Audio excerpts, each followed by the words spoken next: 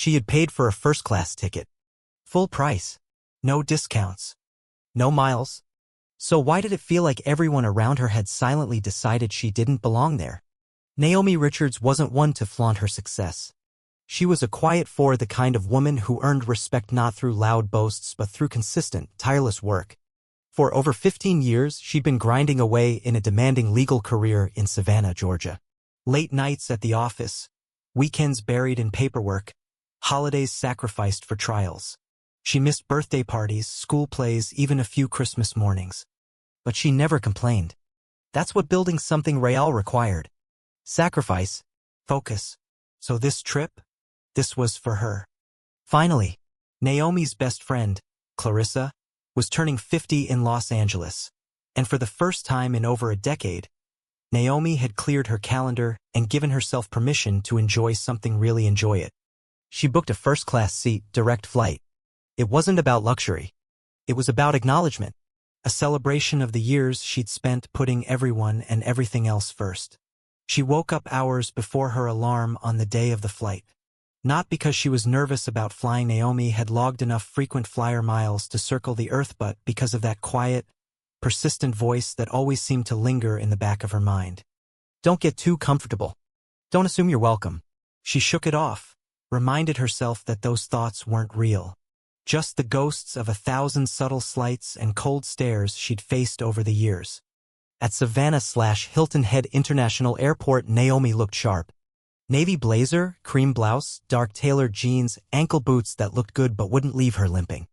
Her curly hair was pulled into a sleek low bun, and a gold gavel pin, a nod to her legal profession, rested on her lapel. As she approached the check-in desk, the woman behind the counter barely glanced at her before printing the boarding pass with robotic efficiency. No smile, no welcome, no eye contact. Naomi let it slide. Maybe the agent was having a rough morning. Then came security. Of course she got the extra pat-down. Again. She stayed calm. Told herself it was random. Told herself not to make it a thing. In the first-class lounge, she sat at the bar, sipping coffee that had long gone cold. Around her, other passengers received drink refills without asking. They chatted with bartenders, were greeted by name. Naomi waited 20 minutes for a server to even acknowledge her. She texted Clarissa, "If this is how they treat me in the lounge, can't wait for the plane." Clarissa responded with 3 laughing emojis and a girl, "Enjoy it, you earned it." Naomi smiled to herself, tucked the phone into her tote, and reminded herself, don't let small slights ruin something big. When the boarding call for first class rang out, Naomi stood tall, took a deep breath, and strode to the gate. She scanned her pass, heard the telltale beep, saw the little. Cleared her calendar, turned off her work phone, and promised herself she wouldn't cancel last minute. She even booked herself a first-class seat. Not for status, not to be flashy. Just to breathe. To have legroom, a glass of wine, and a little dignity. It was a reward, a reset, and a long-overdue gift to herself. The morning of the flight, Naomi woke before dawn. Not out of necessity, the airport was only 20 minutes away, but because that old, nagging doubt had crept in. Not fear of flying.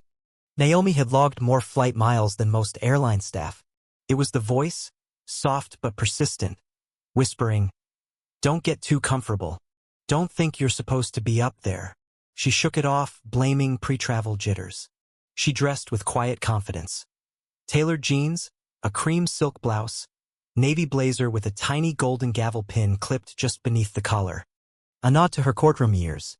Her sleek leather tote was packed with only essentials: passport, charger, a book she'd never have time to read. Hair tied back, lips glossed, shoes polished. Naomi looked every bit the professional she was. And yet, at the check-in counter, the agent barely made eye contact before slapping a boarding pass on the counter without a word. No smile. No, have a nice flight. Naomi let it go. Maybe the woman was tired. Maybe it was nothing. But that voice whispered again. At TSA, she was flagged for a secondary search. Another random check. The agent's hands were cold and disinterested as they patted her down, searching for something that wasn't there. Naomi stayed calm. She was used to it. Too used to it. Inside the first-class lounge, the chill persisted. Other passengers ordered lattes and chatted casually with staff. Naomi sat at the bar, unnoticed for 20 minutes, her empty coffee mug still waiting to be refilled. The bartender smiled warmly at a man in golf attire, then walked right past her. Twice. She texted Clarissa, "If they treat me like this in the lounge, can't wait to see what happens on the plane." Clarissa replied with 3 laughing emojis and, "Girl, just enjoy it. You earned it like anyone else." Naomi tucked her phone back into her bag and nodded to herself. She was here to enjoy this, not to question it. When the gate agent announced, "First-class passengers now boarding," Naomi rose, took a deep breath, and joined the line. She handed over her ticket, waited for the beep, saw the green light, and stepped onto the jet bridge. At the aircraft entrance stood a tall, stern-looking flight attendant. Arms crossed, lips pursed. Name tag, Darlene. Naomi offered her a warm smile and held out her ticket. But instead of greeting her, Darlene squinted. "Are you sure you're in the right place, ma'am?" Naomi blinked. She'd expected a welcome aboard, not an interrogation. "Yes," she said, keeping her voice steady. "Seat 2A. Darlene didn't move. She took the ticket slowly, scrutinized it with the suspicion of someone inspecting a counterfeit bill. Then came the tight, dismissive smile. "I'm sorry, but first class is full." Naomi's brows lifted. "Full?" she repeated. "But this is my assigned seat. Paid in full." Darlene looked over her shoulder, avoiding eye contact. The line of passengers behind Naomi began to back up. Shuffling feet. Impatient sighs. Another flight attendant approached a younger woman with short auburn hair and a clipboard. She glanced at Naomi's boarding pass and asked, "What's the issue?" Darlene leaned in and whispered, too loudly to be discreet, "I think she's confused." Probably meant coach. The word coach hit Naomi in the chest like a slap. Her pulse quickened. "I'm not confused," Naomi said, louder now, letting the words cut through the murmurs behind her.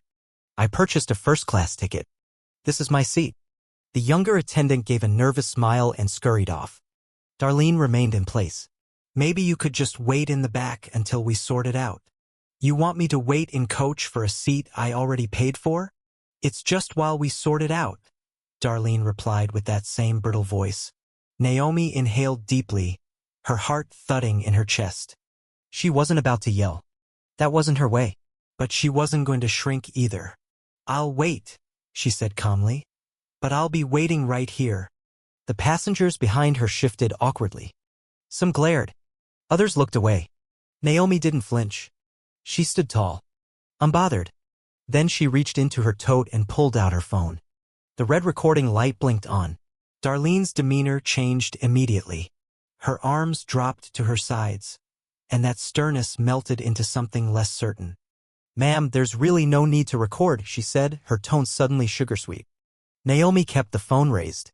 "I like to have a record," she said loud enough for the surrounding passengers to hear. "Just in case someone accuses me of being confused again." A man in a blazer looked at his shoes. A mother with a toddler nodded in quiet support. Not everyone was blind. Moments later, the younger flight attendant returned, this time with a man in a navy blazer, security badge clipped to his belt. His name tag read, Greg. He approached with a forced grin. "Good morning, ma'am. Let's just step aside for a quick chat." "No, thank you," Naomi said without blinking. "I have my boarding pass. I have my seat. I'll board like everyone else. It'll just take a moment." "Am I causing a scene? Or are you uncomfortable that I'm recording how you're treating me?" A few gasps murmured through the jet bridge. Greg looked at the phone, realizing every word, every pause, was being captured. He motioned for the younger attendant. "Double-check her seat." Naomi didn't move, didn't waver. In her mind, this was no longer about her seat. This was about every boardroom she was underestimated in. Every courtroom where someone assumed she was the paralegal, not the lead attorney. Every "Ma'am, are you lost?" when she walked into high-end spaces. The younger attendant returned, face pale. She whispered to Greg. Greg turned to Naomi. "Apologies, ma'am. There was a system error. Your seat 2A's ready." Naomi stepped forward. Darlene didn't say a word, didn't make eye contact. The silence as Naomi walked past was thunderous. Naomi placed her tote under the seat, clicked her seatbelt, and kept the phone recording between her fingers. Before takeoff, she posted the first video. No angry caption. No hashtags. Just paid for first class. Treated like a criminal. Stay tuned. She had no idea what was coming. By the time her plane landed in Los Angeles, her phone had exploded. Dozens of messages. Hundreds. Then thousands. Comments. Shares. Tags. Celebrities. Journalists. Strangers. Let Her Sit was trending worldwide. People were furious. Screenshots of customers canceling their flights with the airline flooded social media. Naomi walked through LAX and could feel the shift. People stared not in suspicion but in solidarity. Pair of college students approached. "Are you the lady from the plane?" Naomi smiled. "Depends. Good or bad?" They laughed. "Good. You're a hero. You kept your cool. You showed the world." Naomi's heart clenched. She hadn't meant to go viral. She just wanted to sit where she belonged. Back at her hotel, she finally collapsed on the bed. Exhausted, her phone rang. "Girl, you okay?" It was Clarissa.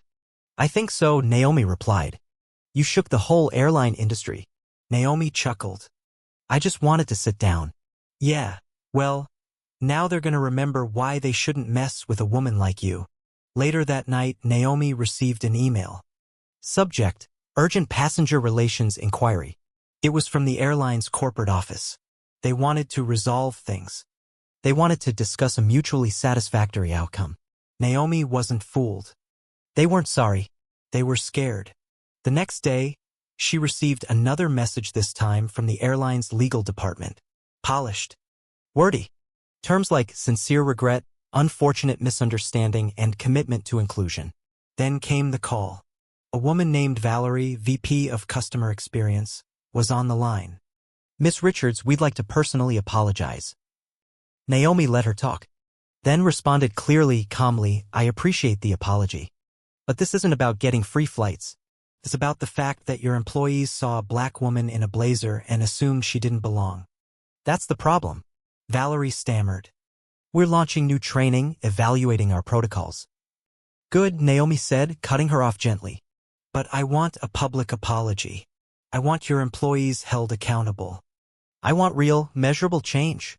And I want every dime you offer plus a donation to organizations that fight discrimination in travel." A long pause. "We can make that happen, Miss Richards." Naomi nodded. "Good. Because if you don't, I'll let this story grow bigger than you ever imagined." And she would have. She meant it. A week later, the airline held a press conference. Not a blog post. Not a tweet. A full press conference. The CEO himself stood at the podium. Apologized by name. Promised reform. New training. Independent oversight. A large public donation. Naomi didn't attend. She was sitting at a cafe in Pasadena, sipping coffee under a clear blue sky. The air was still. Calm. For once, she wasn't bracing herself for a fight. Clarissa called. "You did it." Naomi smiled. "No," she said. "We did it. Everyone who refused to be small so someone else could feel big." She looked out at the sunlit street.